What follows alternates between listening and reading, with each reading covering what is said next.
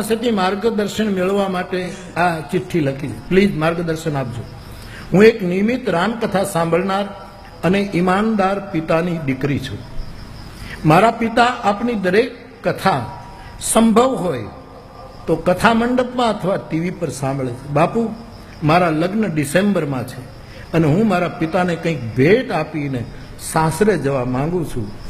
તો એક દીકરી તરીકે પિતાજીને શું ભેટ આપું? બેટા, 5 ભેટ આપજે કે જે ઘરે જા ત્યાં વિશ્રામ ઉભો કરજે, જે ઘરે જા ત્યાં વિશ્વાસ ઉભો કરજે, જે ઘરે જા ત્યાં પરસ્પર આનંદ મોજ અને વિનોદ ઉભો કરજે, જે ઘરે જા ત્યાં વિવેક ઉભો કરજે, અને જે ઘરે જાય ત્યાં ધીરે ધીરે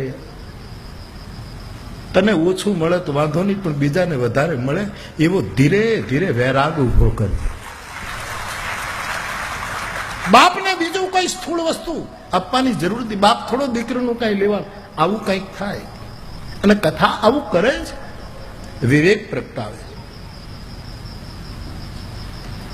ઘણા લોકો મારી પાસે કહે છે કે બાપુ, હવે કાંઈ આમ ખરાબ રસ્તે પગ નથી મૂકી શકાતો, કારણ કે તમારી ધોળી દાઢી આડી આવે છે. એને મને એમ થાય કે આડે આપણી ઇજ્જત રાખે.